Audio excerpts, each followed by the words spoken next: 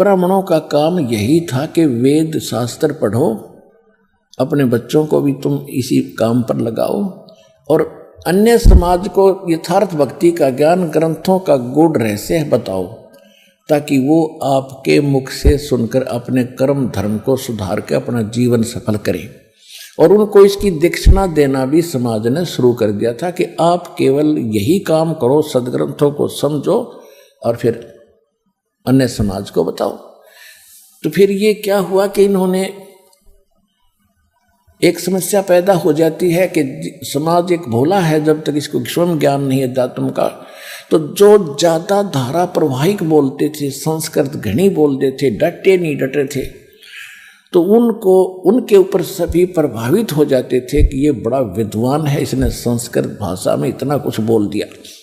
और चाहे सामने वाले का समझ में भी नहीं आता ये बोल क्या रहा है, पर वाह जरूर कर देता था।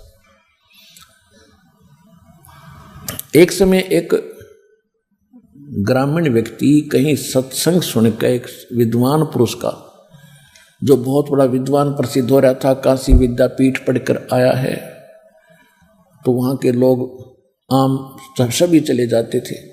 तो वो एक यात्री था, राह चलता, उसने भी पता चला कि कोई विद्वान आया है, थोड़ी चलता चलता आध घंटे सत्संग सुन लेता हूँ, इसके विचार सुनता हूँ।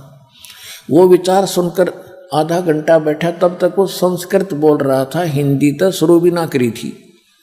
और वो उठ के चल पड़ा कि भाई नो के आकर सत्संग तो थोड़ा भी काम कर दिया करे, अब मेरे पास समय नहीं, मैं चलता हूँ। वो चल पड़ा उठ के।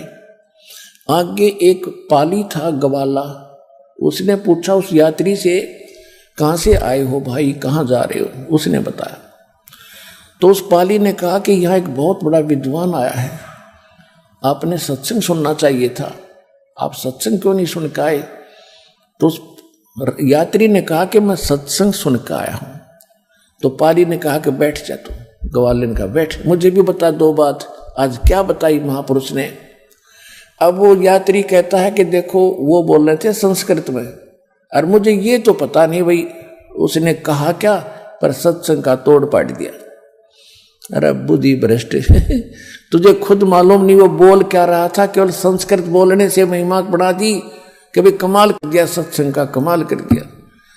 तो इस प्रकार इन नकलियों की ये महिमा बनी हुई थी, समाज को पता नहीं ये बकवास क्या कर रहे हैं, और सब उनकी महिमा वाह वाह करा करते एक दूसरे तो सुनकर।